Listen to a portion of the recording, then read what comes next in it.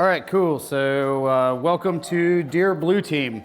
So basically, I'm just trying to provide a little bit of advice from a forensics point of view for non-forensics people to basically expedite your capabilities. Before we get started, the thoughts and opinions that I express today do not reflect those of IBM. I say this because I'm a senior security architect at IBM. I'm also 2017 DerbyCon Social Engineering Capture the Flag winner, member of the NOLACon third place OSINT Capture the Flag team. I write for Forbes. I used to navigate submarines. I'm writing a book with no starch. That's about it with that. So basically, why this topic and this talk? So I was working on SANS Forensics 508, which corresponds to GCFA. Basically, it's advanced incident response, digital forensics, and threat hunting. And basically, I'm somewhat of an academic at heart, so I always try to synthesize the synergy and cohesion. Okay, yeah, I was just playing buzzword bingo there for a second. But I do try to synthesize the things that I'm learning and find application for it. Sometimes in a use case scenario, sometimes in the abuse case scenario. It's just whichever is more appropriate. In this case, it's a use case scenario. So basically, this is the whole outcome of those thoughts. So to start out with like baseline knowledge, just to level the playing field, DFIR, DFIR, it's digital forensics and incident response. Basically, incident response is the big picture of what you're doing to overcome an adverse event. So an incident is an adverse event. An event is anything that happens on an information system. Incident handling is also the big picture, even more so than incident response, because incident response is considered the technical components, whereas incident handling brings in the business unit, may bring in legal and some other organizations, and that's per the Internet Storm Center. So we commonly hear about PyCurl. That's the actual incident response process. NIST has a similar process, but it's not quite as catchy in terms of nomenclature as PyCurl. So basically, it's preparation, identification, containment, eradication, recovery, lessons learned. So basically, at any given time, if you're not actively involved in an incident, you are in the preparation phase. Or maybe on the cusp of lessons learned in preparation, depending on when the last incident occurred. So something that we also put into the equation is threat intelligence. So where does it fit in? Is threat intelligence derivative of incident response, or is it consumed by incident response? So, I mean, with that, the answer to that is yes. So, especially if you're doing like threat hunting, you're certainly going to be consuming threat intelligence. But if you're responding to something, you may be producing it or comparing it against someone else's threat intelligence to try to do that pesky attribution that every vendor wants everyone to believe that they're doing. So with regards to that, I would say that DFIR and threat intelligence, in this case I used CTI for cyber threat intelligence. Are they one and the same? No, they're complementary to each other. So a preconceived notion that I had taking the course, didn't really have a whole lot of forensics knowledge going in, and I was familiar with like file carving and things like file system forensics. So anything you could do with like sleuth kit, autopsy, that kind of stuff. I didn't even think about network and memory forensics. So a lot of this is actually heavy on the memory forensics side. So I've detailed a few tools that you could play with. Actually, they're free as well. The only one that could cost would be Network Miner if you pay for the license with that, but the free version is pretty hardcore in itself. But anyway, if you download SIFT, the SANS Investigative Forensic Toolkit, most of the things are already there. There are other distributions similar to SIFT. One used to be CANE, the Computer Aided Investigative Networking Environment. It's not been maintained, so I mean, SIFT is pretty much the most up-to-date one that you're going to get. Most of these things are already there, except for the things that have to be Windows, like Network Miner. And then to some degree, Kali has the capability. I mean, I don't necessarily think I would use Kali for that, but if you're in a pinch and that's all you've got, it'll work. You've got volatility there, you've got some of the other tools, but they're not necessarily there for the purpose of doing forensics. They're more there for more nefarious reasons. Also, we have Remnix, the reverse engineering malware distribution. You can install it on top of SIFT or SIFT on top of it, whichever you see fit. So you can play the two off of each other. But anyway, the third type of forensics, aside from file system and memory, would be networking. That's dealing with breaking PCAPs up, figuring out what's going on there. The one thing to think about with this is, I know by the talk title, and I deliberately did this because I'm a huge fan of clickbait talk titles. This is not a threat hunting presentation. So the proactive advice I'm giving you has nothing to do with like threat hunting. I'll discuss it on this slide and the next, but it's not something that we're going to go into the fine details with. So, I mean, when we talk about threat hunting and we want to look at tools and techniques, a lot of the tools and techniques you're going to use for threat hunting are identical to those that you're going to use in responding to an incident. Basically, threat hunting versus forensics. Threat hunting is before you know you have an incident. Forensics is after you know you have one. So it's pretty much the same thing. There's a lot of benefits to it because it's going to expedite your incident response time. It's going to help you maintain some cleaner architecture, probably save some brand reputation damage that could come about. But the problem with that is maturity.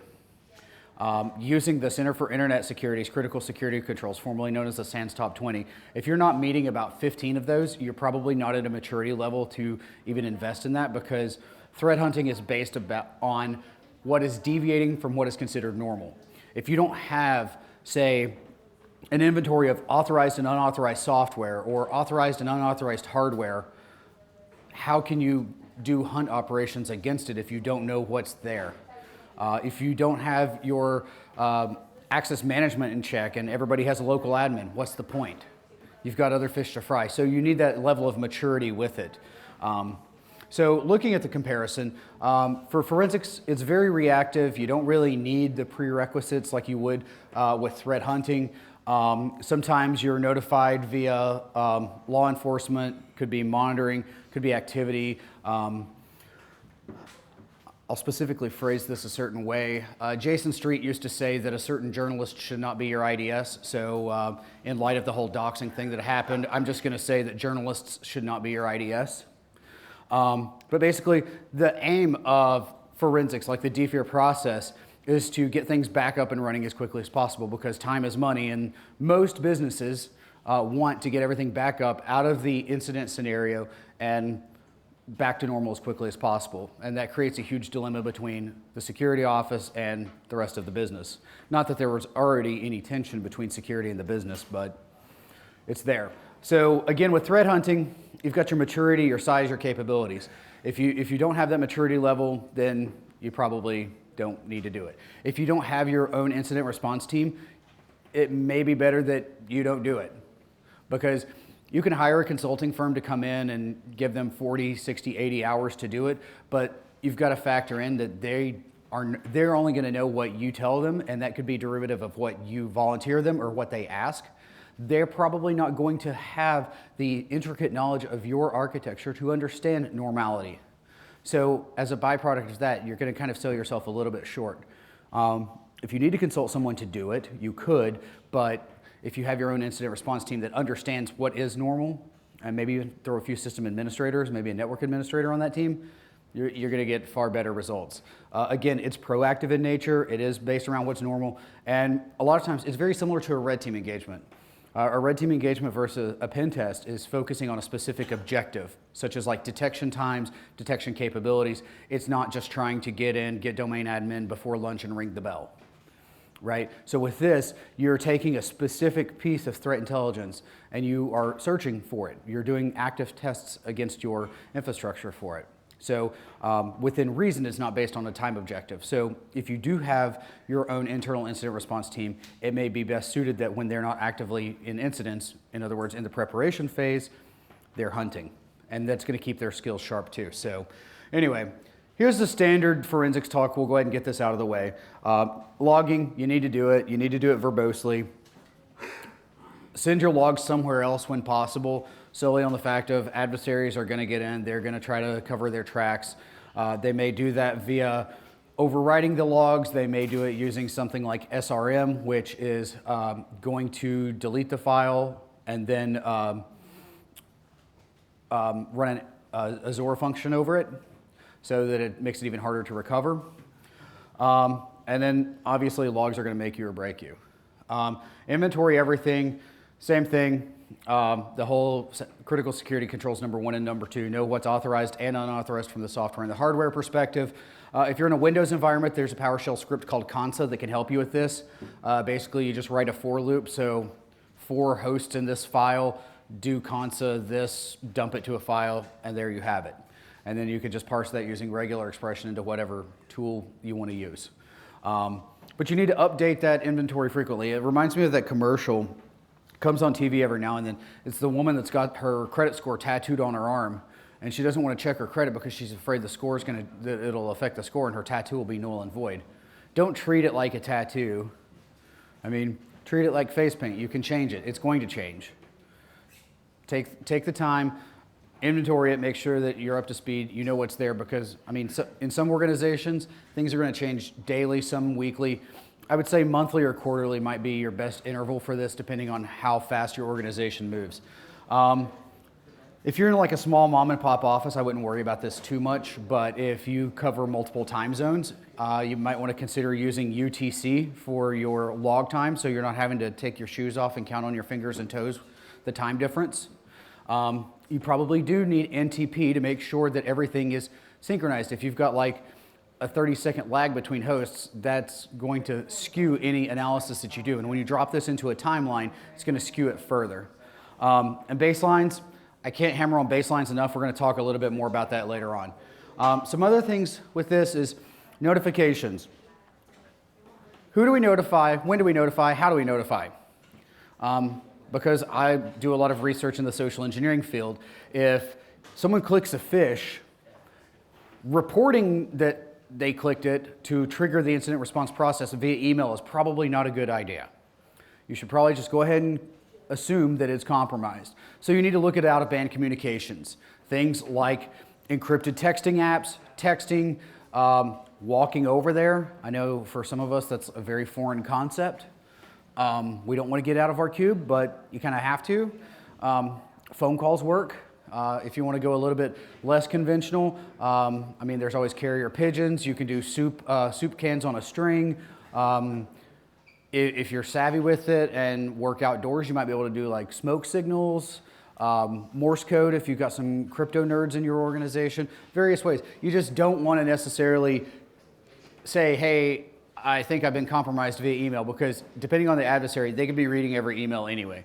And when they see that, they could very easily just drop it or modify it. There's so many things that could happen with it. Just don't even hedge that. And then actions to take. This is something that I wish there was a lot more discussion on. So when something happens, when you click a fish or something weird happens to your computer, or the NotPetya screen comes up or the WannaCry screen comes up, what do you want them to do? And this comes to a dichotomy that kind of does bother me within industry. Oftentimes we hear users are so stupid, why can't they understand how to do security, blah, blah, blah. But at the same time, we as security people don't care about how to interpret HR policy. We don't care about how to maintain a ledger for accounting or a journal. I really don't care about procurement as long as the people in procurement procure the things that I need to be procured in a timely manner. So why should we expect people not in security to do security functions? Yes, they need to be aware of it, just as we need to be aware of other things outside of our bubble, but we need to actually say explicitly, these are the actions you take.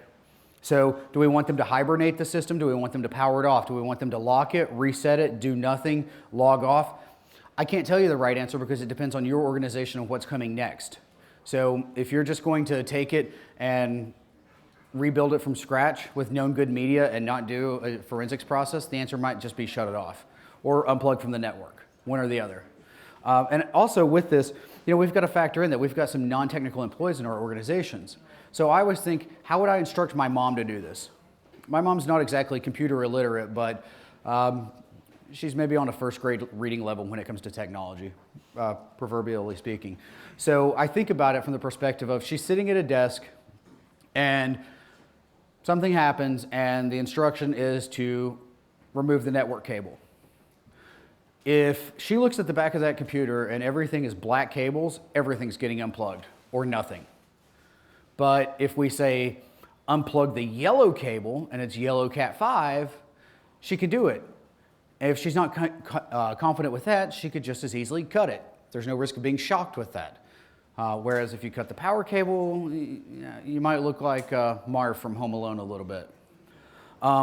But basically, you have to understand what the response is, and it depends on what you're going to do next. Some things that I definitely would say not to do, and again, these are highly dependent upon your own policy, but a few things would be, don't contaminate the chain of custody. If a user account gets compromised, don't go changing the password, just disable the account. Or set up verbose logging with it, set up sim events, depending on what you're going to let them do. If you're going to let them continue, then just increase your logging level. If you want to stop them in their tracks, just disable the account.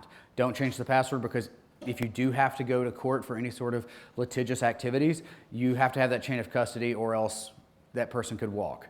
So another example would be you get compromised with ransomware.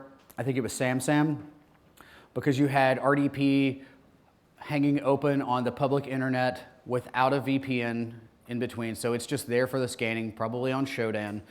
And you log in via the administrator account with a 4-character password. Not that this has ever happened at all. And then when you have someone come in to do incident response and they say, hey, could I see the host to poke around and look? And they say, oh no, we deleted the VM. It's probably not a good action to take if you actually want to find out what the real problem is.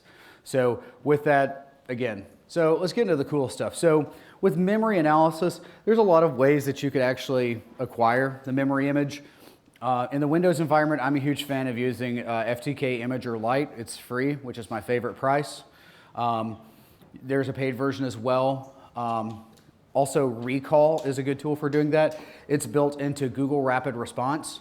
The other cool thing about Recall is it used to be a fork of Volatility, so it shares some aspects of the same source code, but as it forked, it's been maintained by Google, and Recall actually also works on Mac. So that's something to keep in mind.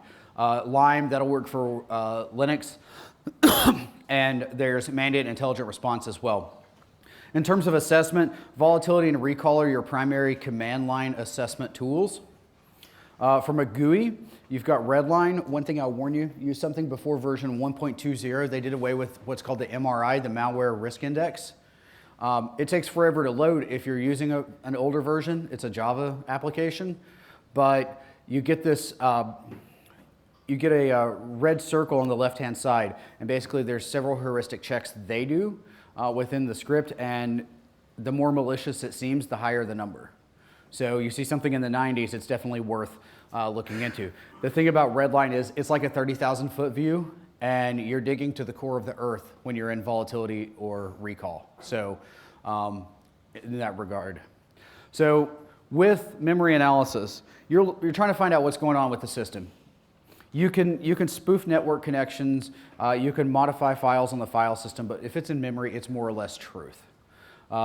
So if you want to find out when something was installed and it's saying 1/1/1970 and you're like, I don't think that's the case, if there's a registry key associated with it, there's actually a Volatility plugin called the Registry Key Creation Date. And when taking the course, Rob Lee, the course author, basically says that to his knowledge, there were no adversaries capable of spoofing that yet. So, I mean, acknowledging that it can be spoofed later, yes, absolutely. Anything can be. I mean, at one point in time, someone thought NTLM couldn't be cracked. I mean, at one point, we considered RC4 to be safe, MD5, SHA-1. So it's a matter of time before something like that happens, but as of right now.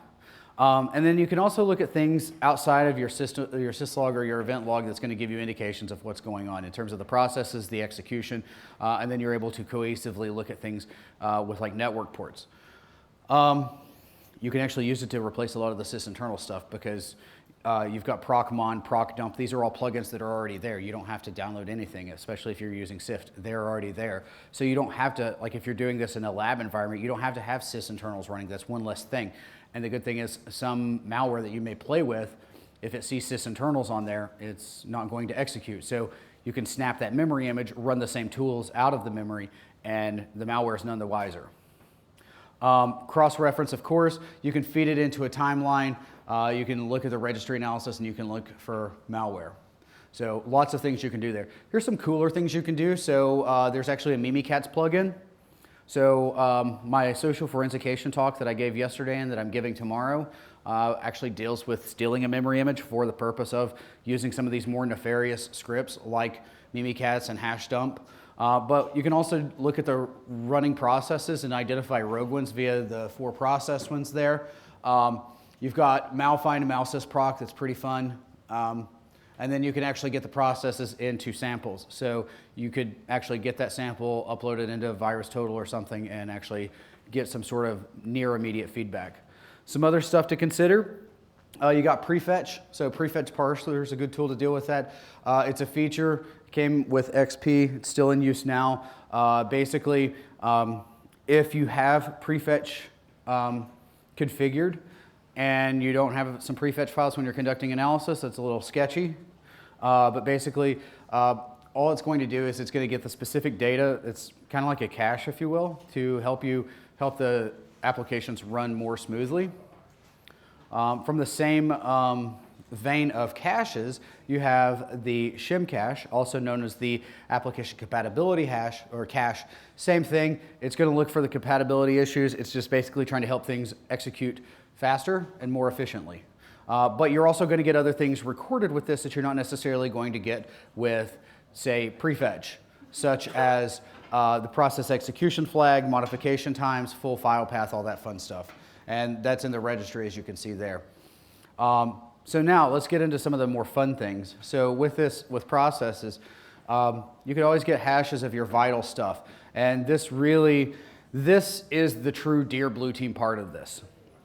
So System 32, maybe in the Windows environment, the Linux environment, you might want to look at like etc bin and sbin. Basically, go in there. You can do this very simple with like a batch, a PowerShell, bash, whatever you want to use. Python. I mean, if you're a glutton for punishment, you could probably even write it in C. But basically, you'll write a for loop for all the files within the directory, excluding whatever you want to exclude. Get an MD5 of it, because again, we're not doing this for integrity. We don't care about how secure the MD5 is, because we're just using it to check to see if something's been modified. We're not trying to store passwords with it. So get an MD5. You can use MD5 deep for that. But then there's another thing called fuzzy hashing, which is byte by byte hashing accomplished using SS deep. And with that, get a sample of that for each file as well. So when you go through and you're doing analysis, you can compare. Do the MD5s match? Yes. Okay, move on. Do they not match? Okay, what changed in the SS deep? Now you have a better understanding of what's changed in that file, and you can actually ascertain, is this something significant? Is this authorized? Is this unauthorized? Is this collateral damage? What's going on? Same thing with the registry. Catalog as much of it as possible, but you could script it to parse for certain keys, whatever you want to do. But basically, you want to look at those registry key creation dates with the updates, with every time you do significant updates to the computer, so that whenever something happens, you can go back and say, well, here's the creation date with this. So I said we were going to talk about baselines. Here we are with baselines. There are 3 baseline plugins associated with volatility: process, server, and driver. So if you have a known good memory image, you can compare your probably not so good memory image with this and actually find out what changed. So there's 2 ways we can go about this. Every time you update any system, you can take a memory image. If you're a mom and pop place with like 8 computers and 1 server, this is plausible. If you are Walmart, good luck. So my recommendation for that, instead of taking a memory image of every single host, have a standard baseline, your golden image, if you will. Have one for the entire organization, but then utilize overlays for things like HR, accounting, IT, PR, whomever. And you have that standard image so that when something happens, you have an image to bounce it off of. That's going to require duplicate hardware profiles, all that fun stuff, but nevertheless, you can script it as well, but you've got to factor in storage, because for a memory image, if you have 12 gigs of RAM, your memory image is going to take up 12 gigs of storage. So Keep that in mind. So with that, just dumping into the whole network forensics thing momentarily. Get PCAPs as often as possible, retain them as long as possible, but again, storage is money, so we don't have unlimited budget, so keep that in mind. Integrate with your SIM. NetFlow is highly underrated because with it being metadata, it's going to tell you things, maybe it won't tell you exactly what's going on, but it will give you some indication of what's happening. If we think back to the whole controversy with NSA collecting metadata, I mean, they said, oh, well, we're not collecting actual data, so it's okay. Well, let's think about what NetFlow does, right? So we're talking about who communicated with whom, at what time, for how long, how much data was passed. Fundamentally, that's what NetFlow is going to give you. So, okay, you can see that this host was communicating with this compromised host. There was this much data sent. There's a good chance data exfiltration occurred. Also, you can look at it within any sort of analyzer or your SIM to actually see spikes. So, 3 o'clock in the morning, we're not doing updates. No one's in the office from 10 p.m. to 7 a.m. Something happened at 3. What's going on here? So that's giving you something to investigate, something to dig deeper with. Your logs, same thing. They should be feeding into your SIM so that you can get that information. Some SIMs will do PCAPs for you automatically, which that's pretty awesome if you can get that to work. And then some integrate with vulnerability data. So you're basically looking at this from all layers on top of each other. In opportunities where you can, carve the PCAPs out as much as possible. You can do it manually with Wireshark, or Network Miner will do it a little bit more scripted for you. Not even scripted, it's just point and click. So one thing that I always like to do with it, when doing the demonstration, I'm not doing that demonstration today, just because it's not wanting to play in my VM environment. But anyway, I'll open up a PCAP and there's a file transfer over SMB. That's what the PCAP is. And I always show, hey, I don't have PuTTY on the system. I don't have PuTTY installed. It's not there. But it carved out PuTTY and you can just double click on it and all of a sudden PuTTY pops up. So you've got the executable that was transferred over SMB.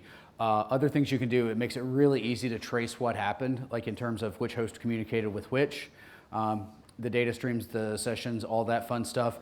You can, with files, you can also get the hashes, or you can even open the file, you can look at the path, you can get the hash. So that works out really well with uploading things into VirusTotal, and then creating your own threat intelligence feeds.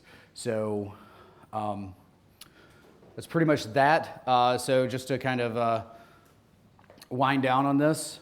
Brian Austin and I created Through the Hacking Glass. It's a mentorship platform, not with Peerless anymore, but I've not updated this slide. But basically, we understand that academia serves a purpose and certifications serve a different purpose, but we still have employers looking for people with 14 years of Ethereum experience.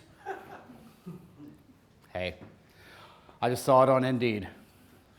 But anyway, because of that, we want to help people get experience with things outside of certification and formal education.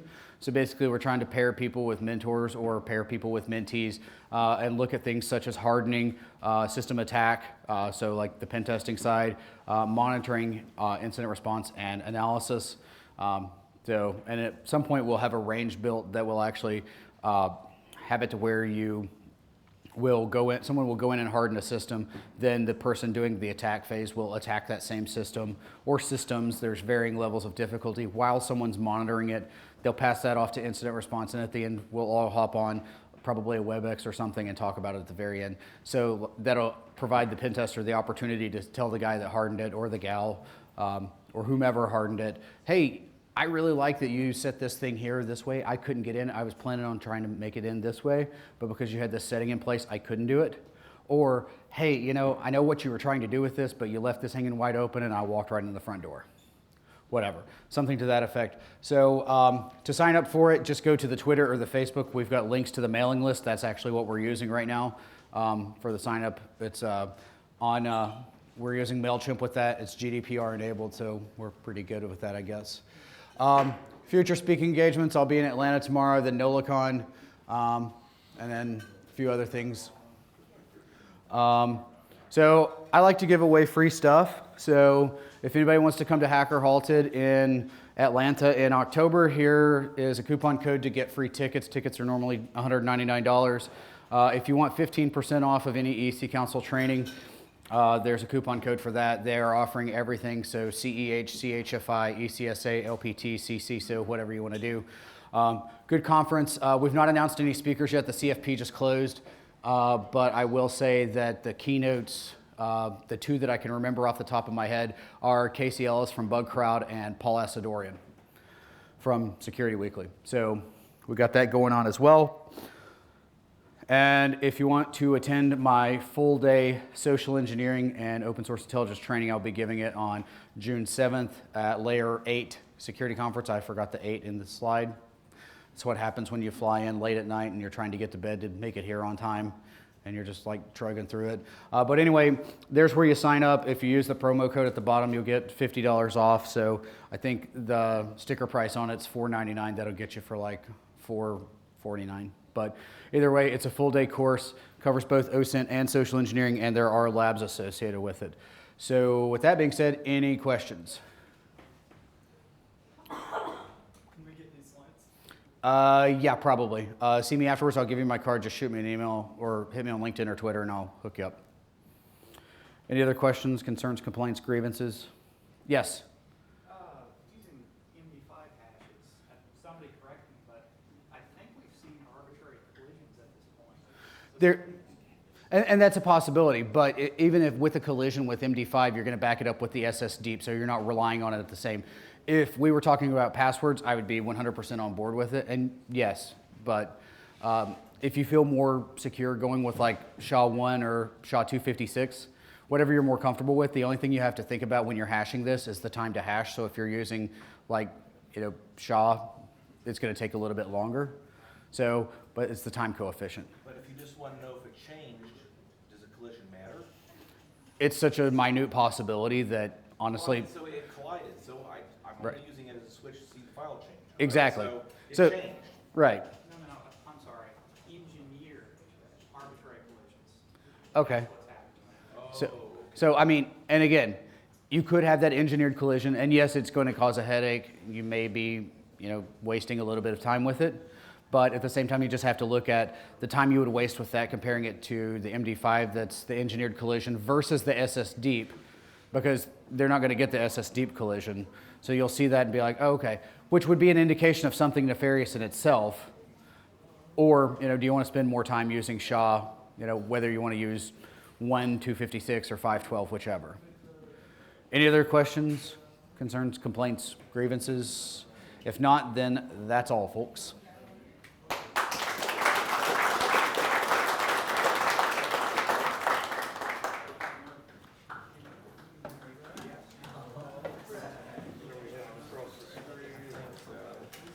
Yeah, I like the color coding.